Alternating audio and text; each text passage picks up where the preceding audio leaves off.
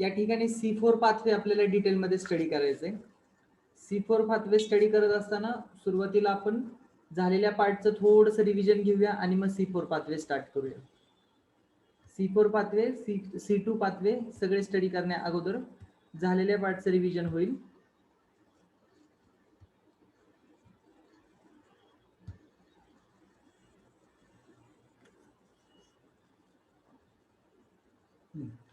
Here you can see the whole scenario of the chapter. Chapter मध्ये जे जे काय होणार आहे ते सगळं तुमच्या आता स्क्रीनवर दिसतंय तुम्हाला. फोटोसिंथेसिसचे दोन पार्ट आपण केलेले आहेत. The process of photosynthesis divided into two parts. There is light reaction and dark reaction. Light reaction also called as light dependent reaction, which are occurs in grana, which include cyclic photophosphorylation and non-cyclic photophosphorylation. I suggest you one correction here. Don't write 4 here. Here it is only one oxygen in one non-cyclic photophosphorylation. During one non-cyclic photophosphorylation, there is a 2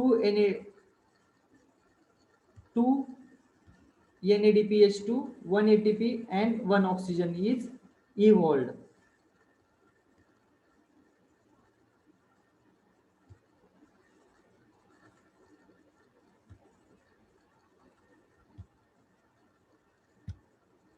Okay, dark reaction occurs in a stroma. Everyone knows this stroma.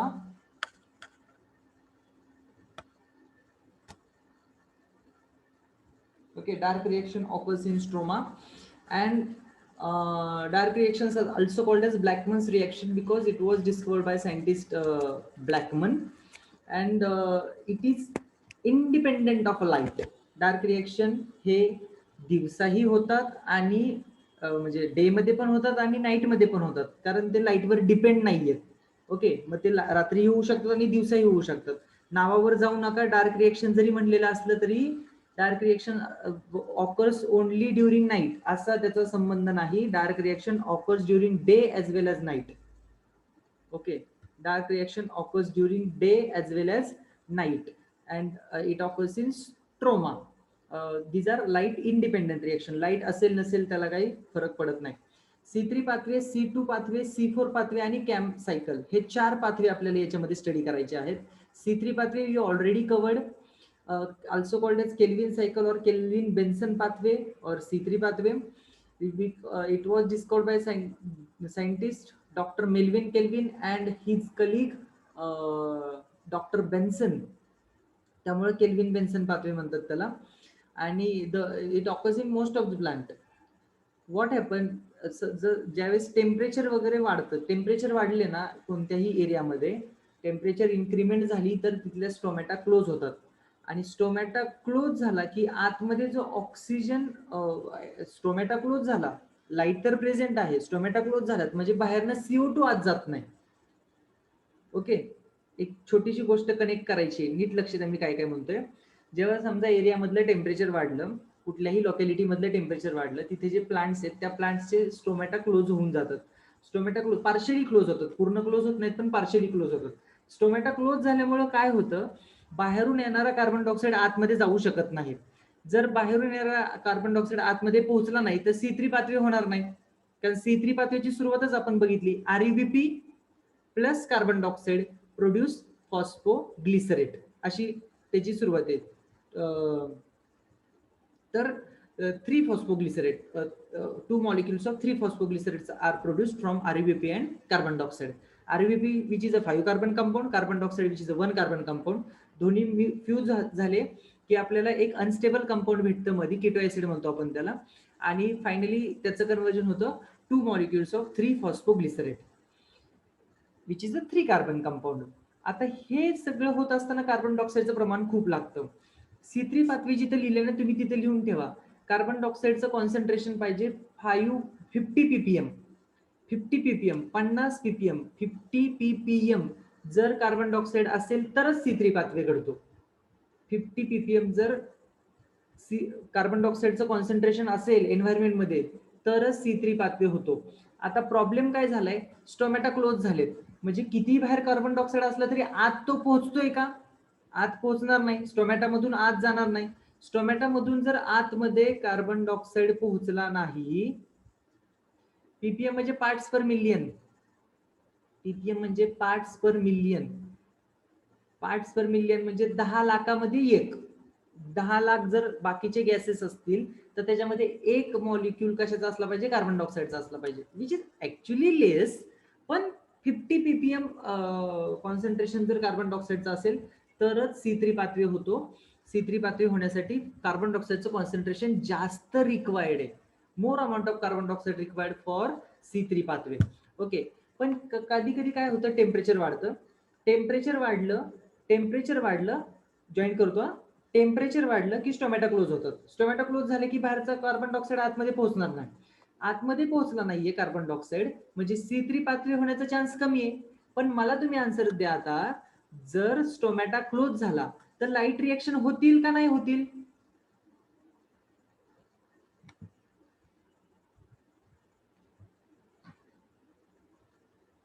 Light reaction will take place or not? When there is an increase in temperature, increase in light intensity, stomata get partially closed, carbon dioxide is not available. What happened with the light reaction? It will take place or not? Cyclic photophosphorylation, non-cyclic photophosphorylation होईल का नाही होईल?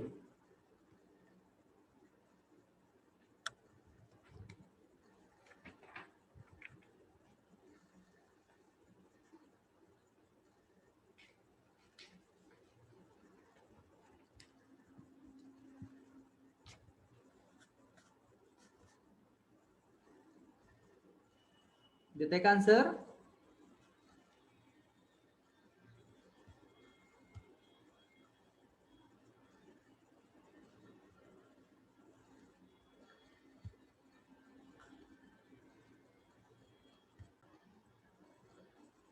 काय basis आहे तुमच्याकडे? CPP एनसीपीपी होणार नाही असं बरेच जण म्हणलेत. काय बेसिस आहे? सीपीपी एनसीपीपी कळलंच नाही याचा अर्थ. नुसतं सायकल ड्रॉ करून फायदा होत नाही. अंडरस्टँड झाली पाहिजे, त्याचं मिनिंग कळलं पाहिजे, समजलं पाहिजे. लाईट रिएक्शनचा काय बेसिस आहे? लाईट रिएक्शनचा बेसिस आहे एटीपी NADPH2 फॉर्म करून द्यायचे. कशासाठी फॉर्म करून द्यायचे? डार्क रिएक्शन होत असताना सायक्लिक फॉस्फोर C3 पाथवे असेल, C2 असेल, C4 पाथवे असेल, कॅम पाथवे असेल, ह्या सगळ्या पाथवेज मध्ये ग्लुकोज प्रोड्यूस होतो. म्हणजे डार्क रिएक्शन मध्ये ग्लुकोज प्रोड्यूस होतो आणि ग्लुकोज प्रोड्यूस होण्यासाठी एटीपी आणि NADPH2 ची आवश्यकता असते. ते आम्ही प्रोव्हाइड करतो फक्त. हे आमचं काम आहे लाईट रिएक्शनचं, सीपीपी आणि एनसीपीपीचं. मग आम्ही जर ह्या ऍसिमिलेटरी पॉवर प्रोव्हाइड करत असतो आणि कुठल्या तर एरियाचं समजा टेम्परेचर वाढले, लाईट इंटेन्सिटी वाढलेली आहे, सनलाईट एकदम ब्राईट सनलाईट आहे, खूप तेज प्रकाश आहे आणि पार्शली स्टोमॅटा क्लोज झाल्यात म्हणून एनसीपीपी आणि सीपीपी होणार नाही. हे याच्या मागचं काय बेसिस आहे तुमचं? CO2 पोहोचत नाही म्हणून सीपीपी आणि एनसीपीपी होणार नाही असं म्हणायचंय का तुम्हाला? CO2 रिक्वायर्ड आहे का? सायक्लिक फोटोफॉस्फोरायलेशन, नॉन सायक्लिक फोटोफॉस्फोरायलेशनला मी कुठे लिहिलं का CO2 रिक्वायर्ड आहे तिथं? तिथे फक्त लाईट रिक्वायर्ड आहे. ऑलरेडी फोटोसिंथेटिक पिगमेंट प्लांट मध्ये असतात. थायलेकॉइड्सच्या आतमध्ये असलेल्या कॉन्टॅझोन्स मध्ये chlorophyll A B C D हे मॉलिक्युल्स आहेत, नंतर कॅरोटिनॉइड्स आहेत, झॅन्थोफिल्स आहेत. मग प्रॉब्लेम काय आहे? लाईट रिएक्शन तर होतच राहणार ना कंटिन्युअसली. लाईट आहे ना, मग लाईट रिएक्शन होत राहणार. समजा ढग आलेला आहे, आभाळ समजा आलेले आणि मग सनलाईट अवेलेबल नाहीये, त्यावेळेसच लाईट रिएक्शन स्टॉप होणार. लाईट रिएक्शन स्टॉप कोणी करू शकत नाही. लाईट रिएक्शन स्टॉप होण्याची गरज पण नाहीये. म्हणजे हे जे तुमचं थिंकिंग होतं, मी तुम्हाला कोड्यामध्ये त्यासाठीच टाकलं होतं की बघू काय विचार करतात हे सगळे स्टुडंट्स. तुमचं किती चॅप्टर येणं आणि चॅप्टर समजणं ह्यात फरक असतो. हा तो फरक आहे बघा. जान्हवी भोसले एकच विद्यार्थिनी जिने करेक्ट आन्सर दिलेले की हे होतील, कारण लाईट रिएक्शन ह्या काही टेम्परेचर कंट्रोल नाहीये. टेम्परेचरचा काय संबंध आहे? लाईट रिएक्शन न होण्यामागे टेम्परेचरचा काय संबंध आहे? टेम्परेचर वाढलं म्हणून लाईट रिएक्शन होणार नाही असं मी शिकवलं का कधी कुठे तुम्हाला? लाईट अवेलेबल आहे ना, light will captured by light energy will captured by photosynthetic pigment and it will that antenna pigments will transfer the light energy to the reaction center मध्ये असलेल्या क्लोरोफिल एक्साइट होणार, त्यांचे इलेक्ट्रॉन लूज होणार, त्यातनं ते फिरून इलेक्ट्रॉन एक्सेप्टर्स कडून, electron carriers कडून परत रिएक्शन सेंटर कडे आले, सीपीपी झालं. ते जर फिरून एका फोटोसिस्टीम कडून दुसऱ्या फोटोसिस्टीम कडे गेले आणि फायनली तिथं फोटोलिसिस ऑफ वॉटर झालं आणि त्यातून इलेक्ट्रॉन परत ओरिजिनल रिएक्शन सेंटरला भेटले. That's it. एनसीपीपी झालं. म्हणजे सीपीपी आणि एनसीपीपी होण्यामध्ये ह्या गोष्टींचा इफेक्ट होणार नाही, ज्या मी तुम्हाला एक्सप्लेन करत होतो किंवा कोड्यात टाकत होतो, की जर समजा एखाद्या एरियामध्ये, एखाद्या लोकलाइज्ड एरियामध्ये लाईट इंटेन्सिटी वाढली, टेम्परेचर वाढलं, त्याच्यामुळे प्लांटनी स्टोमॅटा पार्शली क्लोज केल्या आणि स्टोमॅटा पार्शली क्लोज केल्या म्हणून आतमध्ये कार्बन डायऑक्साईड कमी जातोय. आतमध्ये कार्बन डायऑक्साईड कमी गेल्यामुळे C3 पातळी होत नाहीये. मग लाईट रिएक्शन्स होतील का नाही होतील? तर 100% होणार. आणि लाईट रिएक्शन होत राहिल्यामुळे काय प्रॉब्लेम होतो ते सांगायचं मला तुम्हाला. लाईट रिएक्शन होत राहिल्या की क्लोरोप्लास्ट मध्ये एटीपी आणि NADPH2 तयार होत राहणार. प्लांटकडे तशी फॅसिलिटी आहे, एटीपी आणि NADPH2 ते स्टोअर करू शकतात, पण ऑक्सिजन नाही ना स्टोअर करू शकत. ऑक्सिजन स्टोमॅटामधून बाहेर गेला पाहिजे. हे काहींच्या डोक्यात आलं का असं की लाईट स्टोमॅटामधून आतमध्ये जाते?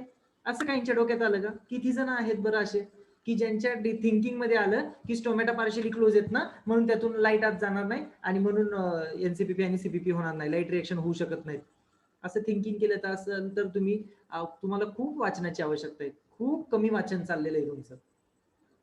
भरपूर रिडिंग करावी लागेल, अजून खूप कमी पद्धतीचा अभ्यास तुमचा चाललेला आहे. याला काहीच दर्जा नाहीये. जर असा विचार केला असेल तुम्ही की स्टोमॅटा पार्शियली क्लोज म्हणतात ना सर, स्टोमॅटा पार्शियली क्लोज म्हणतात ना, त्यातून लाईट पास होऊ शकत नाही आणि म्हणून मी म्हणतो की सीपीपी एनसीपीपी होणार नाही. लाईट रिएक्शन तिथून पास होत नाही. Light pass through the surface of the leaves, direct surface मधनं पास होते ती काही स्टोमॅटामधनं जात नाही. स्टोमॅटामधनं फक्त गॅसेस एक्सचेंज होतो आणि वॉटर वेपर बाहेर पडतात ट्रान्सपिरेशन प्रोसेसमध्ये ना, प्लांटमधून जे वॉटर वेपर बाहेर पडत असतात ना, त्या स्टोमॅटामधून बाहेर पडतात. मग स्टोमॅटा जर पार्शियली क्लोज केल्या तर ते वॉटर वेपर बाहेर जाणार नाहीत आणि वॉटर स्टोअर होईल प्लांटमध्ये, जे गरजेचं आहे, कारण टेम्परेचर वाढले एरियाचं. आणि दुसरी गोष्ट, CO2 आतमध्ये येणार नाही आणि O2 बाहेर जाणार नाही स्टोमॅटा पार्शियली क्लोज असल्यामुळं. त्यामुळे O2 आतमध्ये सॅच्युरेट होत जाईल आणि O2 जर आतमध्ये सॅच्युरेट झाला तर प्लांटला हा धोका आहे. C3 पातळी खूप व्यवस्थित पार पडत असतो. C3 पातळी होण्यासाठी एरियाचं टेम्परेचर नॉर्मल टेम्परेचर असतं. एरियाचं जे टेम्परेचर आहे तिथल्या ज्या ठिकाणी C3 प्लांट आहेत, मोस्टली सगळे प्लांट शो करतात C3 पाथवे. मोस्टली सगळ्या प्लांटमध्ये C3 पाथवे होत असतं आणि त्यातनं ते ग्लुकोज प्रोड्यूस करत असतात. ग्लुकोजचं कन्व्हर्जन ते ग्लुकोजची चेन बनवून त्याचं कन्व्हर्जन स्टार्च मध्ये करत असतात, जो स्टार्च प्लांट स्टोअर करतात आणि ज्याला आपण म्हणतो फूड मटेरियल, जे आपण कन्झ्युम करतो किंवा बाकीचे ऑर्गॅनिझम्स आहेत ते कन्झ्युम करतात. आणि मग आपल्याला हेट्रोट्रॉपिक म्हणून किंवा बाकीचे अॅनिमल्स हेट्रोट्रॉपिक म्हणून मिरवतात आणि प्लांट ऑटोट्रॉपिक म्हणून मिरवतात. हे जी सगळे घडणारी गोष्ट आहे ना, ही ग्लुकोज मुळे आहे. ग्लुकोज तयार होतो C3 पाथवेमध्ये. मोस्ट ऑफ द प्लांट हे पाथवे फॉलो करतात. पण मला सांगायची तुम्हाला अशी गोष्ट आहे की बाबा, जर समजा टेम्परेचर वाढलं असेल तर स्टोमॅटा पार्शियली क्लोज होतात, आतला O2 बाहेर जात नाही. मग आतला O2 जो क्लोरोप्लास्ट मध्ये तयार झालेला आहे ड्युरिंग नॉन सायक्लिक फोटोफॉस्फोरायलेशन, हा O2 आतमध्ये सॅच्युरेट होत जातो आणि सॅच्युरेट होणारा O2 आणि वर्ण येणारी लाईट एनर्जी, त्यामुळे त्या पानामधले टेम्परेचर वाढू शकतं. आणि जर टेम्परेचर वाढलं तर there is a damage to the parts of leaves. त्याला म्हणतो आम्ही फोटो ऑक्सिडेटिव्ह डॅमेज. त्याला म्हणायचं फोटो ऑक्सिडेटिव्ह डॅमेज. आणि हा फोटो ऑक्सिडेटिव्ह डॅमेज जर टाळायचा असेल तर आतला ऑक्सिजन प्लांटनी स्वतःच वापरला पाहिजे. नाहीतर आतलं ऑक्सिजनचं वाढणारं प्रमाण आणि वरून हाय टेम्परेचर, लाईट एनर्जी, हाय लाईट इंटेन्सिटी, ह्या सगळ्या गोष्टींचा रिझल्ट येतो त्या लिव्हच्या डिफरंट सेल्सवर. त्या डिफरंट सेल्स, आतल्या सेल्स जळायला लागतात. त्याला म्हणतात photo oxidative damage. To avoid photo oxidative damage, plant स्वतः ऑक्सिजन यूज करायला लागतो. बघा, प्लांट स्वतः ऑक्सिजन यूज करायला लागतो. जो बाकीच्या प्राणीमात्रांसाठी तयार केलेला ऑक्सिजन स्टोमॅटा पार्शियली क्लोज असल्यामुळे बाहेर जात नाही आणि प्लांटला स्वतःला ऑक्सिजन तो वापरावा लागतो. मग तो कसा वापरतो? By C2 cycle. झालं कनेक्शन? ओके. बघा इकडे काय लिहिलंय सुंदर मराठीमध्ये. मी ज्यांना पटकन आयडिया येत नाही त्यांना मी सांगत असतो की नोट्स तुम्ही तुमच्या लँग्वेजमध्ये लिहून घ्या, कारण आपल्याला फक्त सर्कल करायचे. आपल्याला तिथं मराठीतनं आपल्याला कळली कन्सेप्ट का, हिंदीतनं कळली का, इंग्लिशमधनं कळली, लँग्वेज डझंट मॅटर. नीटचे 90 बायोचे जे MCQs आहेत त्याचे तुम्ही करेक्ट सर्कल करणं अपेक्षित आहे. तुम्हाला कुठल्या लँग्वेजमधनं कन्सेप्ट कळली हे महत्वाचं नाही. त्यामुळे C3 पाथवे आणि C2 पाथवे जॉईन करण्यासाठी मी अशा पद्धतीने सांगितलं होतं. जेव्हा टेम्परेचर वाढतं तेव्हा स्टोमॅटा पार्शियली क्लोज होतात, त्यामुळे क्लोरोप्लास्ट मध्ये तयार झालेला ऑक्सिजन आत साचत जातो, त्यामुळे फोटो ऑक्सिडेटिव्ह डॅमेज होऊ शकतो. तो न व्हावा म्हणून प्लांट C2 सायकल परफॉर्म करतात. आणि C2 सायकल काय आहे ते आता थोड्याच वेळात आपण पाहतोय. C2 सायकल आहे त्यालाच म्हणतात ग्लायकोलेट मेटाबॉलिझम और फोटो रेस्पिरेशन. कारण प्लांटनी ऑक्सिजन वापरला ना, आपण जेव्हा सगळे गॅसेस इनहेल्ड करतो तेव्हा आपण यूज काय करतो त्यातलं ऑक्सिजन यूज करतो ना, रेस्पिरेशन. ओके, पण इथलं जे रेस्पिरेशन आहे ते फोटो रेस्पिरेशन आहे. C4 पाथवे, त्याच्या पुढची कॉन्सेप्ट असेल, त्याच्या पुढची कॉन्सेप्ट असेल कॅम पाथवे. तर C2 पाथवे C2 पाथवे ही प्लांटवर आलेली नामुष्की आहे. आम्हाला C2 पाथवे परफॉर्म करायचा नाही, पण आता परिस्थिती तशी आहे.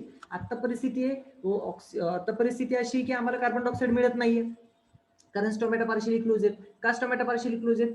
खूप टेम्परेचर वाढलेले. मग आतमध्ये ऑक्सिजन तर तयार व्हायचा बंद झाला का? नॉन सायक्लिक फोटोफॉस्फोरायझेशन बंद झालं का? नाही, नॉन सायक्लिक फोटोफॉस्फोरायझेशन चालू आहे आणि त्याच्यातनं तयार झालेला ऑक्सिजन काय करायचा आहे, तो वापरला गेला पाहिजे. नाही वापरला गेला तर प्लांटच्या बऱ्याच सेलची त्या ठिकाणी डॅमेज होऊ शकतं, डेथ होऊ शकते. त्याला म्हणतात फोटो ऑक्सिडेटिव्ह डॅमेज. आणि तो टाळायचा असेल तर प्लांट काय करतो, C2 पाथवे परफॉर्म करतो. तो C2 पाथवे काय, वी विल स्टार्ट नाव. कळली का? लिंक कळली का सगळ्यांना? लिंक कळली का सगळ्यांना?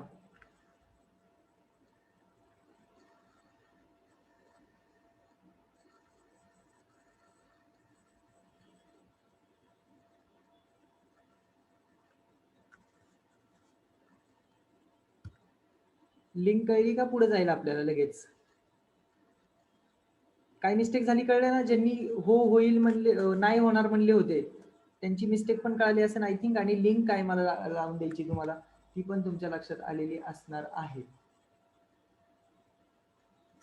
ओके, तर आता नेमकं C2 पाथवे जो आहे ना, तो मी एक्सप्लेन करायला सुरुवात करतोय. C2 पाथवे म्हणलेले बघा, C2 पाथवे म्हणलेले. मगाशी C3 पाथवे आपण ऑलरेडी स्टडी केलेला आहे.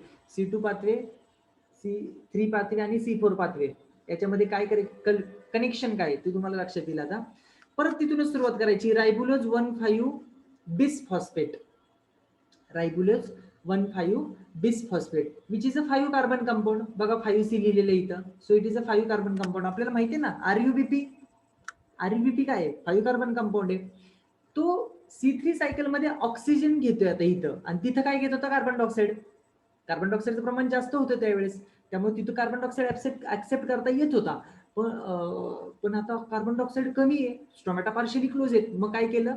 ऑक्सिजन ऍक्सेप्ट केला. आणि ऑक्सिजन ऍक्सेप्ट करून ribulose bisphosphate converted into PGA, phosphoglyceric acid किंवा फॉस्फोग्लिसरेट म्हणा त्याला. ग्लिसरिक ऍसिड, फॉस्फोरिक ऍसिड ला शॉर्टकट मध्ये फॉस्फेट, ग्लिसरेट, ऑक्झॅलिक ऍसिडला ऑक्झॅलेट, पायरुविक ऍसिडला पायरुवेट असं शॉर्टकट मध्ये म्हणलं जातं.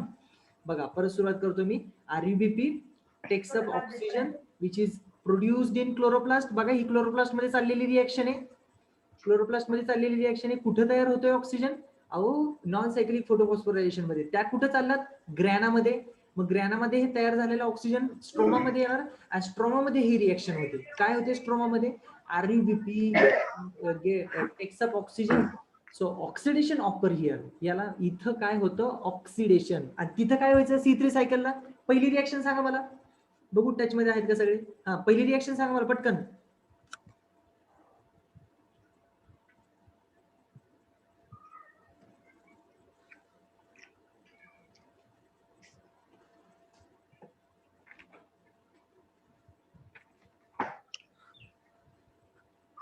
C3 सायकल मध्ये पहिले कोणती होती ती रिएक्शन? इतका वेळ?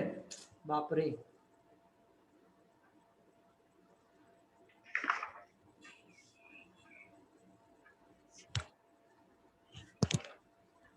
इतका वेळ लावतात का सांगायला? Carbon dioxide fixation, correct. Carbon dioxide fixation किंवा काय म्हणतात त्याला? कार्बोक्सिलेशन. कार्बोक्सिलेशन होती ना पहिली. कुठली होती? कार्बोक्सिलेशन होती. CO2 ऍड होतोय म्हणजे कार्बोक्सिलेशन होती. ओके, मग पहिली ती इथं कोणती होती? C3 पाथवेमध्ये carboxylation. इथं पहिली कोणती? ऑक्सिडेशन. कारण ऑक्सिजन ऍड होते, सरळ सरळ दिसते तुम्हाला, ऑक्सिजन आत येते. ओके, ऑक्सिजन युटिलाइज होतो. का युटिलाइज होतो? कारण हा वाढत चाललेला आहे. का वाढत चाललेला आहे? अहो याला बाहेर पडता येत नाही. का बाहेर पडता येत नाही? कारण लिव्स वरचे जे स्टोमॅटा आहेत ना, सरफेस वरचे, ते क्लोज आहेत, पार्शियली क्लोज आहेत. त्यामुळे ऑक्सिजन तितका बाहेर जात नाही आणि हा इथं सॅच्युरेट व्हायला लागलेला आहे. Saturated oxygen in presence of high temperature causes oxidative damage, photo oxidative damage. To avoid that photo-oxidative damage, plants start using oxygen itself. RUBP undergo oxidation to produce PGA, two molecules of two. Here two पुढे लिहिलेलं आहे. It means two molecules of. So two molecules of oxygen, two molecules of ribulose bisphosphate produce two molecules of phosphoglycerate and produce two molecules of phosphoglycolate. And this phosphoglycolate, which is a two carbon compound, इथे लिहिले बघा 2C. लिहिले का 2C. So this is a 2 carbon compound and ribulose bisphosphate 5 carbon compound. आणि oxygen मध्ये किती carbon आहेत? Oxygen मध्ये कार्बनच नाहीये. सो 5 कार्बन कंपाऊंड जे आहे RUBP get converted into PGA which is 3 carbon compound. इथं 3 कार्बन गेले आणि इथं किती आलेत? 2 कार्बन. है ना, 2 कार्बन. इथे किती आलेत? 2 carbon. Phosphoglycolate contains 2 carbon. Okay, now this phosphoglycolate undergo dephosphorylation. ह्यातला फॉस्फो निघून जातोय. Can you see here? बघा गेले का फॉस्फेट, इनऑर्गॅनिक फॉस्फेट निघून गेला का? So what will remain? Only glycolate. Glycolate म्हणून ह्याला म्हणतात ग्लायकोलेट मेटाबॉलिझम. बघा C2 पाथवेला ऑर करून लिहिलं का नाही, glycolate metabolism. That's it is called as glycolate metabolism. Now the glycolate produced in chloroplast get diffused into peroxisome. पुढचा सेल ऑर्गेनेली पेरिऑक्सिझोम. पुढचं सेल ऑर्गेनेली काय? पेरिऑक्सिझोम. म्हणजे क्लोरोप्लास्ट मध्ये तयार झालेले ग्लायकोलेट कुठे जाणार? पेरिऑक्सिझोम मध्ये जाणार. आला का? वरचा ग्लायकोलेट आहे तसा खाली लिहिलेला आहे. हा, सोपी बरं का सायकल. बऱ्याच गोष्टी तिथंच परत त्याच लिहिल्यात म्हणून ते तुम्हाला खूप काही मोठं वाटतंय. Okay, so RUBP get converted to 3 molecules of PGA. म्हणजे इथं ब्रॅकेट मध्ये मला लिहायला पाहिजे 3 कार्बन, आहे का नाही? ह्याला इथं ब्रॅकेट मध्ये लिहायला पाहिजे 3 carbon and 2 carbon compound that is phosphoglycolate. Phosphoglycolate undergo dephosphorylation. गेले का? इनऑर्गॅनिक फॉस्फेट निघून गेला. इनऑर्गॅनिक फॉस्फेट निघून गेल्यानंतर फक्त यातनं फॉस्फो काढून टाका. फॉस्फोग्लायकोलेट मधनं फॉस्फो काढलं, काय राहिलं? फक्त glycolate. Glycolate get transported to peroxisome. In peroxisome glycolate undergo oxidation. परत ऑक्सिजन युटिलाइज केला जातो इथं. Glycolate undergo oxidation and glycolate when undergo oxidation. बघा इथं ऑक्सिजन युटिलाइज होते का? Can you see here? हा, glycolate undergo oxidation and glycolate converted into glyoxylate which is again 2 carbon compound. सगळे 2 कार्बनच आहेत पुढं. जर कार्बन डायऑक्साइड ऍड झाला तरच कार्बनचा नंबर वाढतो, नाही तर कार्बनचा नंबर वाढत नाही. ओके, कंटिन्यू लक्षात ठेवायचं, कधीच विसरायचं नाही. जर याच्यामध्ये कार्बन डायऑक्साइड ऍड झालं कधी पण रिएक्शन मध्ये कुठं, तर कार्बनचा नंबर वाढणार, नाही तर कार्बनचा नंबर वाढणार नाही. So glycolate from chloroplast transported into peroxisome. In peroxisome it undergo oxidation to produce glyoxylate, and during formation of glyoxylate another compound formed in the peroxisome which is known as hydrogen peroxide. Can you see here? O2 takes up hydrogen from the glycolate. This O2 takes up hydrogen from glycolate and converted into H2O2. H2O2 is what? Hydrogen peroxide. माहिती ना hydrogen peroxide, which is disinfectant. Injury झाली असतील तर डॉक्टरांकडे गेल्यावर dressing करताना hydrogen peroxide टाकतात doctor. Face येतो, ते टाकल्यानंतर फेस येतो इंजुरी त्या झालेल्या वुंड मधून. That is hydrogen peroxide. Hydrogen peroxide also found in a plants.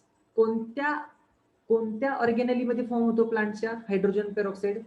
सेलमध्ये जसे क्लोरोप्लास्ट असतात, रायबोसोम असतात, न्यूक्लियस असतो, मायटोकॉन्ड्रिया असतो, तसं पेरॉक्सिझोम नावाचे सेल ऑर्गेनली आहेत. त्यांना पेरॉक्सिझोम का म्हणायचं? कारण त्यांच्यामध्ये पेरॉक्साइड्स तयार होतात.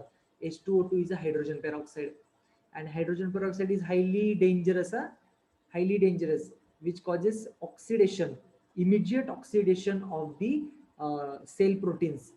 So to avoid that, hydrogen peroxide readily converted into water and nascent oxygen. इथं हायड्रोजन पेरॉक्साइड तयार झालाय ना, म्हणून नाव दिलेलं आहे peroxisome. Now this glyoxylate converted into glycine. Glycine is the amino acid. तुम्ही जे लिहिले ना त्यात पण असंच लिहिलेलं आहे. तुम्ही लिहिले तर काही वेगळे लिहिले सेम असेच लिहिले तुम्ही. Glyoxylate converted to glycine which is again 2 carbon compound. कारण कुठे कार्बन डायऑक्साइड ऍड झालंय का इथं? नाही झालेलं. त्यामुळे कार्बनचा नंबर वाढवायचा नाही, कमी करायचा नाही. 2 carbon 2 carbon 2 carbon 2 carbon. Now glycine transported to mitochondria. You can see here mitochondria. Glycine transported to mitochondria, and it is as it is amino acid, it contains amino group. Glycine मध्ये amino group असणार, amino acid असल्यामुळे ते amino group असणार. Amino acid and carbon dioxide get loosed by glycine, and that glycine 2 molecules आहे इथं, 2 molecules of glycine आहे. म्हणजे असं लिहू का मी, ग्लायसिन प्लस ग्लायसिन. टोटल किती मॉलिक्यूल झाले मग? एका ग्लायसिन मध्ये 2 कार्बन आहेत, एका ग्लायसिन मध्ये 2 कार्बन आहेत, तर टोटल कार्बन किती झाले मग?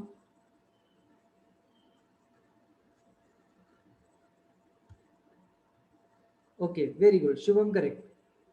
हा, दोन्ही शुभमचं करेक्ट आहे. 4 कार्बन झाले का? आता इथं बघा, एक CO2 लॉस होतोय का नाही? एक CO2 लॉस होते, म्हणजे किती कार्बन लॉस झाला? एक कार्बन लॉस झाला. 4 - 1 किती येणार? 3 है ना. म्हणून सेरीन मध्ये बघा 3 carbon. Serine is again amino acid, serine पण अमायनो ऍसिड आहे. So glycine get converted into serine, and during this conversion NAD is converted into NADH2. NAD is converted into NADH2. आणि हा कुठून आला? हायड्रोजन कुठून आला? That hydrogen comes from glycine only. That hydrogen comes from glycine only. म्हणजे glycine मधला hydrogen take कोण करतं? NAD. आणि कार्बन डायऑक्साइड पण लॉस होतोय आणि अमोनिया पण लॉस होते त्याच्यामधनं. NH3 अमोनिया पण लॉस होते आणि कार्बन डायऑक्साइड पण लॉस होते. आता हा कार्बन डायऑक्साइड कुठे जाणार? ऑलरेडी प्लांट मध्ये आता बोंब चालली आहे ना. स्टोमॅटा पार्शियली क्लोज असल्यामुळे बाहेरून कार्बन डायऑक्साइड येत नाही, तर बाहेरून आणायची गरज नाही. आता बघा, इथंच तयार झाला ऑलरेडी प्लांट मध्ये. हा कार्बन डायऑक्साइड माइटोकॉन्ड्रिया मधला जाणार डायरेक्ट क्लोरोप्लास्ट मध्ये, आणि क्लोरोप्लास्ट मध्ये ज्या डायरेक्ट रिएक्शन चालू आहे, केल्विन सायकल C3 पाथवे, तिला तो प्रोव्हाइड केला जाणार. घ्या कार्बन डायऑक्साइड. अशा पद्धतीनं प्लांट स्वतःच कार्बन डायऑक्साइड अवेलेबल करायला सुरुवात करतं, कारण स्टोमॅटा पार्शियली क्लोज असल्यामुळे बाहेरून कार्बन डायऑक्साइड पाहिजे तेवढं येत नाहीये. तर अशा पद्धतीनं प्लांटमध्ये कार्बन डायऑक्साइड प्रोडक्शन चालू होतं आणि ऑक्सिजनचं युटिलायझेशन चालू होतं. ऑक्सिजन खतम व्हायला लागतो आणि कार्बन डायऑक्साइड वाढवायला लागतो, जी गरज आहे. नाही तर प्लांटला ऑक्सिडेटिव्ह डॅमेजला सफर व्हावं लागणार. Okay, serine is a 3 carbon compound. That serine is transported from mitochondria to again peroxisome. In peroxisome, serine, which is a 3 carbon compound, get converted into hydroxypyruvate, and hydroxypyruvate get converted into glycerate, which is again 3 carbon compound, in which NADH2 get converted into NAD. So NADH2 मधला जो H2 आहे तो accept कोण करणार? hydroxypyruvate, and hydroxypyruvate get converted into glycerate. Glycerate which is again 3 carbon compound. बघा, carbon dioxide add झाला किंवा minus झाला तरच फक्त तुम्ही ऍड करायचा आहे त्याच्यामध्ये कार्बनचा नंबर किंवा कमी करायचा, अदरवाइज कार्बनचा नंबर मूव्ह करायचा नाही. 3 carbon serine transported to peroxisome, in which it is converted into hydroxypyruvate. Hydroxypyruvate get converted into glycerate, which is again 3 carbon compound, get transported into chloroplast. In chloroplast, glycerate undergo phosphorylation.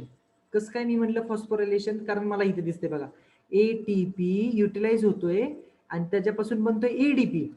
मग ऍडिनोसाइन ट्रायफॉस्फेटचं जर diphosphate बनत असेल तर एक phosphate कुठे गेला? तर एक फॉस्फेट बघा इथं गेला ग्लिसरेटवर, आणि ग्लिसरेटचं कन्व्हर्जन झालं फॉस्फोग्लिसरेट मध्ये. PGA म्हणजे काय? Phosphoglycerate. and now 3 carbon compound phosphoglycerate enters into Kelvin cycle. Kelvin cycle मध्ये बघा, पहिलं स्टेबल कंपाऊंड कोणतं आहे सांगा मला? केल्विन सायकलचं पहिलं स्टेबल कंपाऊंड कोणतं आहे?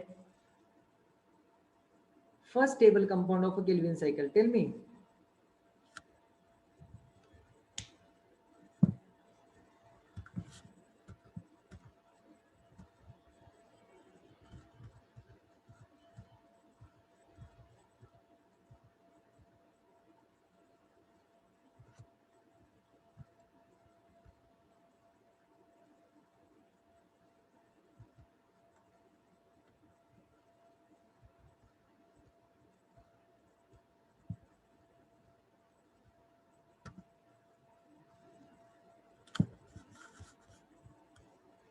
First stable compound of a kelvin cycle phosphoglycerate. Very good.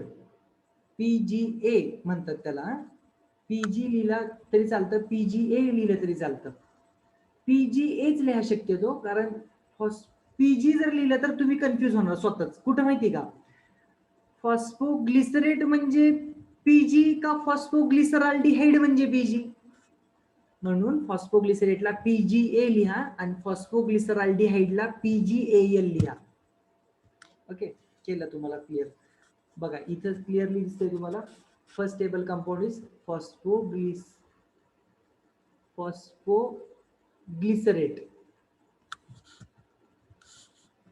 Phosphoglycerate इथं फॉस्फोग्लिसरॉल्डिहाइड झालेलं आहे, विच इज ग्लिसरेट. हा, फॉस्फोग्लिसरेट पाहिजे इथं, नॉट फॉस्फोग्लिसरॉल्डिहाइड. किती मेजर मिस्टेक आहे, this is very major mistake. Okay, clear. So this is all about C2 pathway. आता तुम्ही मला सांगाल का ह्याला C2 पाथवे का म्हणले?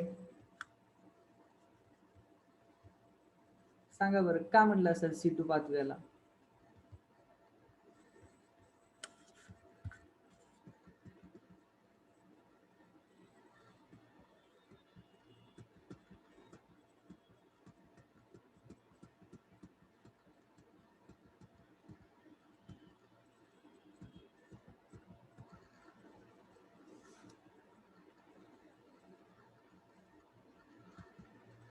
का म्हणलं असेल C2 पाथवे? Any idea?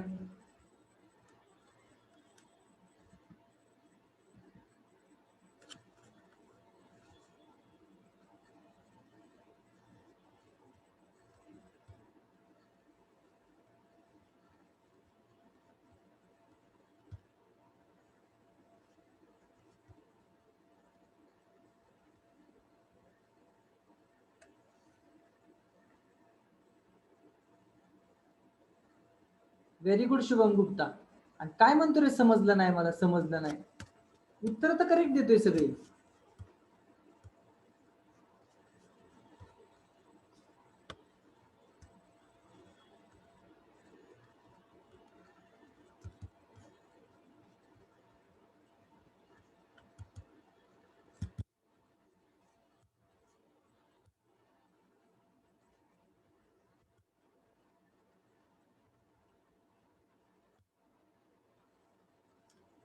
का म्हणलं असेल C2 पाथवे? कोणते पहिलं स्टेबल कंपाऊंड कोणते मला सांगा. Sanjana wrong.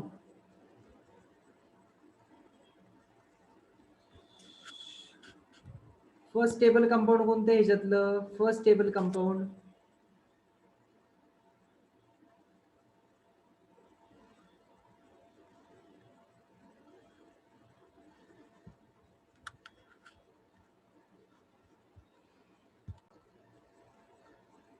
Yes, very good, correct.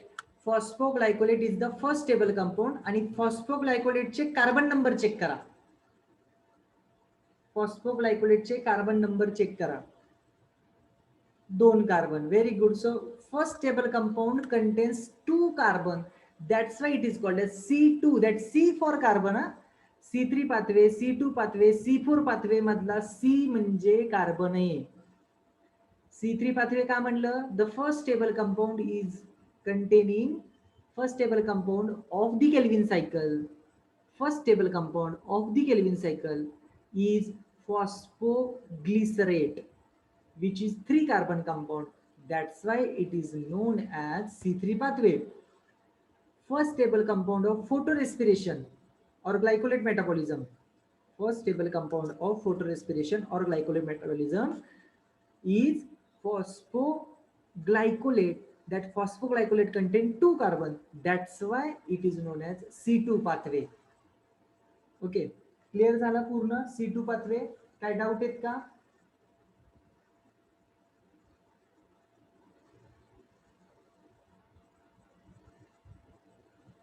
हा, काय डाऊट आहेत का? आत्ताच सांगा मला, म्हणजे पुढे जायचंय नाही जायचंय आजच ठरवायला.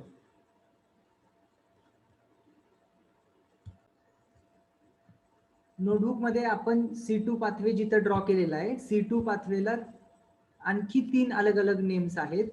C2 पाथवे और फोटो रेस्पिरेशन और ग्लायकोलेट मेटाबॉलिझम ग्लायकोलेट मेटाबॉलिझम और photosynthetic carbon reduction cycle. Photosynthetic carbon reduction cycle. Okay, दिलं नाही सर्वांनी? ऍडिशनल नाव दिले सर्वांनी?